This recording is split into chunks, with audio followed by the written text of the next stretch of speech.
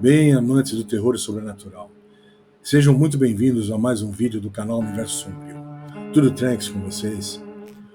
Essa história foi enviada por um inscrito que pediu para manter seu nome no anonimato, pois trabalha na empresa e teme represálias.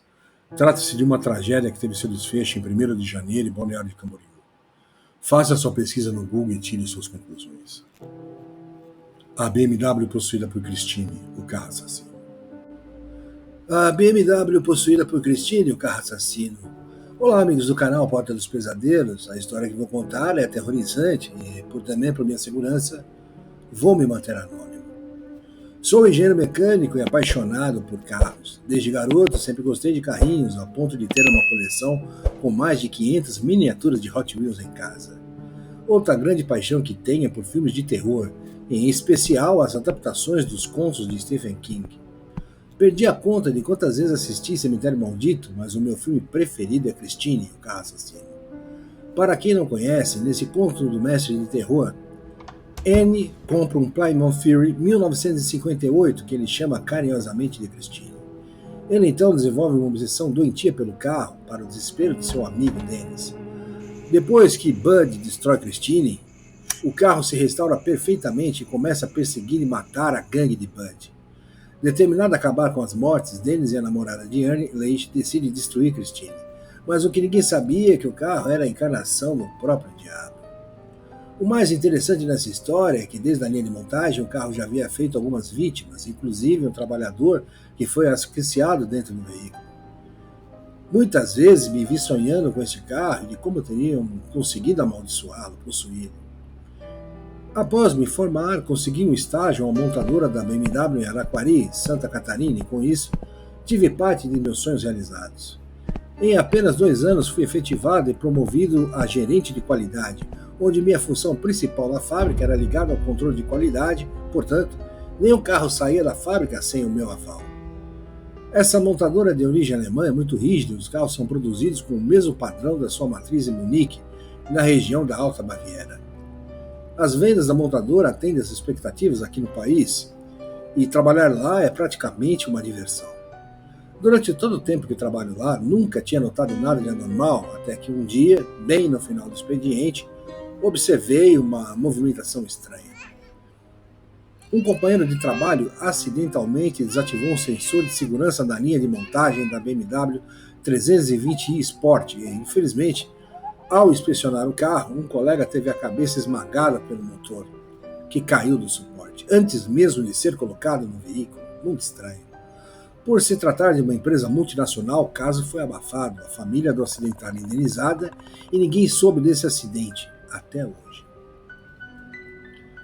Fui a primeira pessoa a chegar até o local do acidente e pude ver todo o horror daquilo. O pobre do inspetor, que era meu subordinado, com a metade da cabeça esmagada, mas ainda piscando de olho e pronunciando algo inaudível. Superei os meus terrores e me aproximei do moribundo e só consegui ouvir: "Não use esse motor, ele vai matar mais pessoas." E antes que eu pudesse fazer qualquer coisa, o sujeito morreu na minha frente.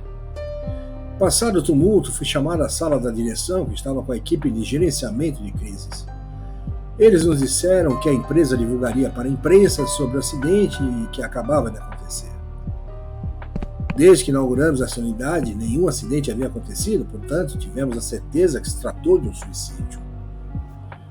Chegamos todas as programações dos equipamentos e as câmeras de filmagem, e a única forma daquele motor cair seria através da desativação manual. Então, ou foi suicídio ou foi um crime, falou Marianne Giles, assessora de imprensa. O nosso diretor operacional foi enfático. Não podemos divulgar que foi uma falha ou sabotagem, pois se isso chegar nas autoridades vão fechar a fábrica e estamos na melhor época de vendas. Vamos sustentar que se tratou de um suicídio, ponto final. Mas eu sabia que não havia nenhuma carta ou intenção de suicídio por parte do inspetor, vamos chamá-lo de Kelson, nome fictício, que inclusive estava com a esposa grávida de 6 meses. O seu Instagram era recheado de fotos da mulher e mostrava muita felicidade. Se bem que o que vemos nas redes sociais não passa de uma simulação, ou você acredita na felicidade que esfregam na sua cara por lá. Enfim, ele tinha planos e um deles não era sair da empresa ou se matar. No mesmo dia, a empresa fez uma coletiva na imprensa e comunicou que havia ocorrido um acidente e que seu funcionário faleceu no hospital.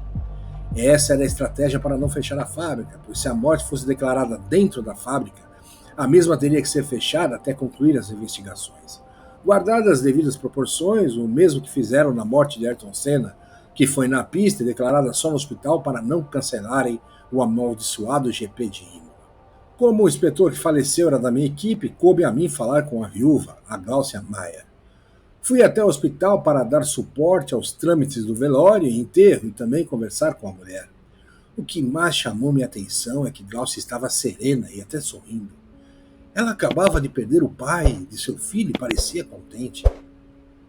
Enfim, cada um tem uma forma diferente de encarar a morte. Ao me dirigir a Gláucia, disse: meus sentimentos. Kelson era um dos melhores funcionários, mas ninguém está imune a acidentes, não é mesmo? Ela colocou sua mão no meu braço e imediatamente senti um arrepio e um ar gelado percorrer o meu corpo. A mulher olhou em meus olhos e disse: amigo, o Kelson já estava morto. Ele apenas desencarnou na sua empresa. Atônito, perguntei: como assim, Gláucia? Ele se matou na empresa? Nós sabemos disso e a empresa divulga como acidente para não termos maiores problemas. E ela falou: o que eu vou te contar não deve sair desse hospital, e se sair, o próximo a sofrer um acidente será você. O Kelson estava muito deprimido por não ter sido promovido em seu lugar. Ele estava na empresa desde o início das operações e você chegou 2 anos depois. Kelson nunca te contou, mas eu sou sua 5ª mulher. Ele tem 4 filhos com outras 4 mulheres e o filho que eu tenho na barriga não é dele. Eu o traí com seu diretor operacional. O filho que ela esperava era do nosso diretor Adilmar. E a mulher continuou a falar. Ele estava devendo dinheiro para muitas pessoas perigosas e resolveu fazer um pacto com o diabo para ficar rico. E parece que seu pacto deu certo, pois com sua morte vou receber milhões do seguro de vida. Fiquei atordoado com tanta informação. Ao perceber isso, Gláucia disse: o diabo é mestre das mentiras. Ele aceitou o pacto de Kelson em torná-lo rico, mas quer 5 almas em troca e, como você pode ver, essas seriam as almas de seus filhos. Como ele achava que o bebê que estou esperando seria dele, Kelson mudou o acordo de última hora e deu sua própria vida em troca da fortuna e de não acontecer nada com seus filhos. Mas Gláucia, o diabo aceitou? Qual a vantagem que ele teve? Perguntei. O diabo enxerga além do que podemos ver. Então ele concordou desde que Kelson amaldiçoasse um carro e através desses carros as mortes que faltam seriam concluídas. Gelei na hora e imediatamente pensei no caso da Christine, o carro assassino. Voltei para a fábrica, mas já sabendo que o diretor, por ser pai do filho de Gláucia, não me daria ouvidos. Esse diretor era casado com a filha de um importante deputado e não poderia deixar esse escândalo acontecer, pois perderia tudo que tinha. Sendo assim, tive que me calar. Mas eu sabia que o Kelson tinha passado aquela maldição para o motor e não um carro completo, portanto, eu teria que descobrir onde instalaram aquele motor. Puxei todas as informações e, para meu pavor, descobri que o motor já não estava mais na fábrica e teria sido instalado em uma BMW 320i Sport e vendida em Santa Catarina. Não havia como eu rastreá-la. O carro estava circulando na Grande Florianópolis e, pelo menos até aquela pesquisa, não havia se envolvido em nenhum acidente até então. Mas algo muito sinistro estava para acontecer. Nesse último dia 1º de janeiro de 2024, no balneário de Camboriú, 4 jovens foram encontrados mortos dentro de uma BMW 320i Sport 2022, supostamente por intoxicação com monóxido de carbono. Segundo o Serviço de Segurança Pública, os 4 jovens ficaram 4 horas dentro do carro ligado, com o uso do ar-condicionado. O carro havia passado por uma customização no sistema de escapamento, o que poderia ter perfurado e vazado o monóxido de carbono para o carro, causando asfixia e parada cardiorrespiratória nos ocupantes. Outro fato misterioso nessa história é que haviam 5 pessoas no veículo, mas uma das pessoas saiu, deixando apenas a quantidade exata do acordo de Kelson, ou seja, 4 almas que somadas a dele dariam um total de 5. Também não faz sentido porque essas pessoas ficaram tanto tempo dentro do carro e mesmo com todos se sentindo mal, segundo a única sobrevivente, não saíram do carro. Essa mulher falou que havia algo de diferente no veículo, que fazia com que eles não se afastassem por muito tempo do carro. Não sabemos o que será feito do carro, nem o que a BMW tem a dizer a respeito. Mas e você, acredita nessa história? Será que a maldição do Christine passou mesmo para essa BMW 320i? Bom, eu continuo trabalhando na BMW, mas não quero falar nada a respeito, pois tenho medo de represálias. A única coisa que sei é que o carro saiu daqui. Gostou do nosso conto de hoje? Então comente, compartilhe, curta, inscreva-se e ative as notificações. Quer colaborar conosco? Envie sua história e a produziremos no canal. O próximo conto pode ser o seu.